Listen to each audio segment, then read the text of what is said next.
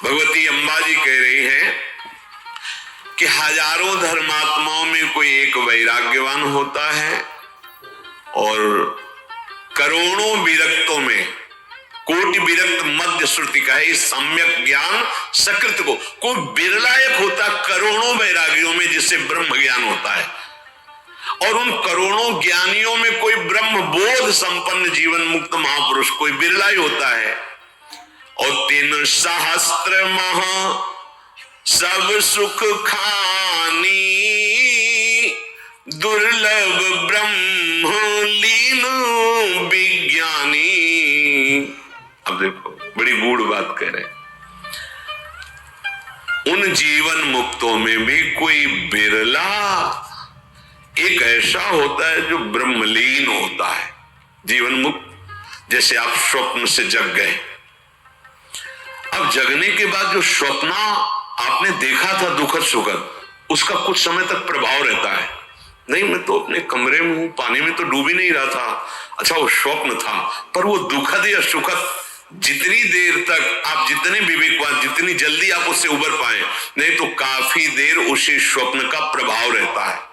यहां जो बात कही जा रही है वो जगत से जग चुका है, स्वप्नवत अनुभव हो गया है, पर अभी जैसे जगने पर स्वप्न झूठा है पूरा पता है, पर उसका कुछ प्रभाव होता है। कभी कभी ऐसे सुखद स्वप्न आते हैं कि जगने पर भी रोना आता है, कभी कभी ऐसे स्वप्न आए कि भयावह हो गया है, भय हो गया, प्रकाश जलाया गया है, मैं कहाँ हूं, अच्छा सब बंद है, ऐसे कई बार ऐसे स्वप्न आते हैं। जग गया है पर फिर भी उसका प्रभाव है, ये यहां प्रभावहीन ब्रह्मलीन जो जाना है उसी में तन्मय हो गया, संसार का भान ही नहीं।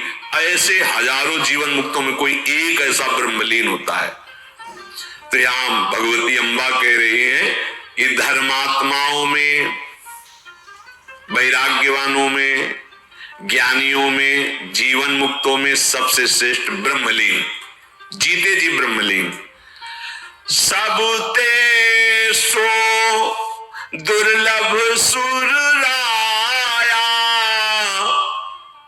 राम भगति रत गत मद माया, सो हरि भगति काग किमि पाई, विश्वनाथ मोहि काहू बुझाई। राम परायण ज्ञान रत गुनागार मति धीर, नाथ कहो के कारण पायो काक शरीर। हे देवाधिदेव महादेव, उस ब्रह्मलीन से भी श्रेष्ठ है आगे प्रेम भक्ति, लीला में प्रवेश, निज पार्षद स्वरूप होकर अनंत काल तक प्रभु की लीला में सम्मिलित होना।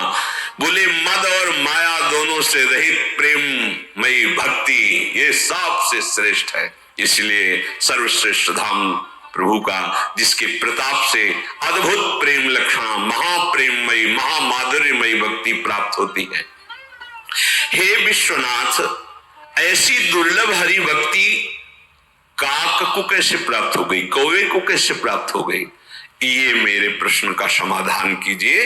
नाथ, प्रभु के परायण ज्ञान में युक्त गुणधाम धीर बुद्धि श्री भुषुंडी जी महाराज कौवे के शरीर को कैसे स्वीकार किए हुए हैं, कौवे के शरीर में कैसे हैं, ये मुझे प्रश्न है। कृपालु, आपने भी कहा कि पावन चरित्र ये गरुण जी को सुनाया, तो गरुण जी वहां क्यों है?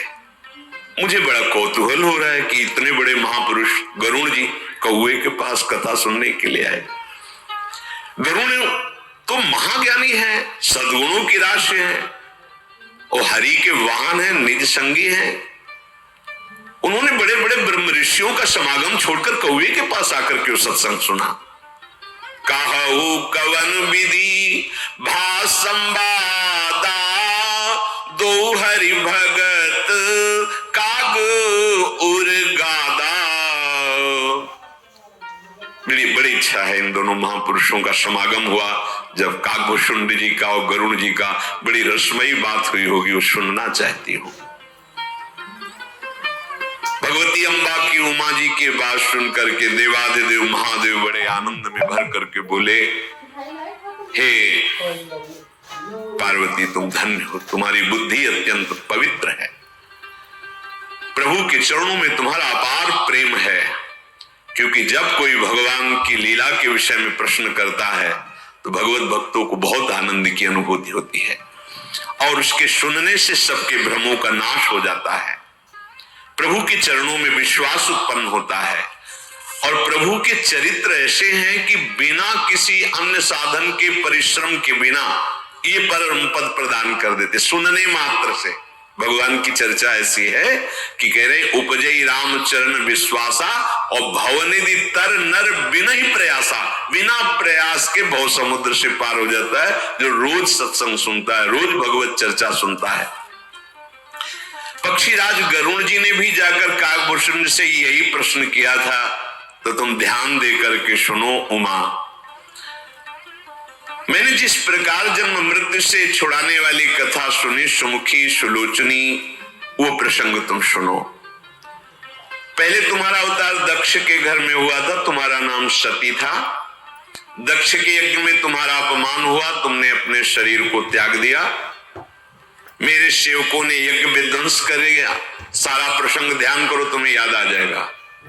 पार्वती जी, फिर मेरे मन में बड़ा सोच हुआ था, तो हे प्रिय मैं तुम्हारे वियोग से बहुत दुखी हुआ,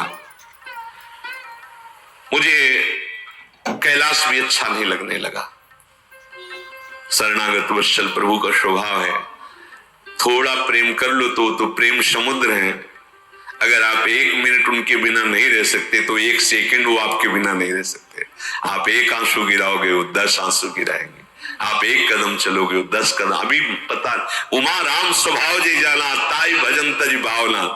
अच्छा, उसमें अपने लोग देहाभिमानी तो अपने को क्या लगने लगता है कि मैं कुछ हूं ना, देखो मेरे से, तुम कुछ नहीं हो, तुम्हारे को जो मिल रहा है वो हेतु की कृपा से प्यार मिल रहा है, दुलार मिल रहा है, तुम कुछ नहीं हो। अहंकारी वृत्ति होने के कारण से कुछ तो है ना जो हमारे पीछे पड़े हैं। उस मैया से पूछो कि तू मन लगाए दौड़ रहा है, तेरे पीछे क्यों पड़ी हुई है? क्योंकि वो माँ है, वो तुम्हें मल रहित करके श्रृंगार युक्त अपने गोद में बैठालना चाहती है। वो बालक समझता है कुछ तो है। मेरे मन में इतना कि मैं कैलाश छोड़कर नदी, तालाब, सरोवर, वन ऐसे विहरण करने लगा जब तुम्हारा सती रूप में शरीर छूटा था। सुमेर पर्वत की उत्तर दिशा में भ्रमण करते हुए गया तो वहां एक सुंदर नील पर्वत है, वहां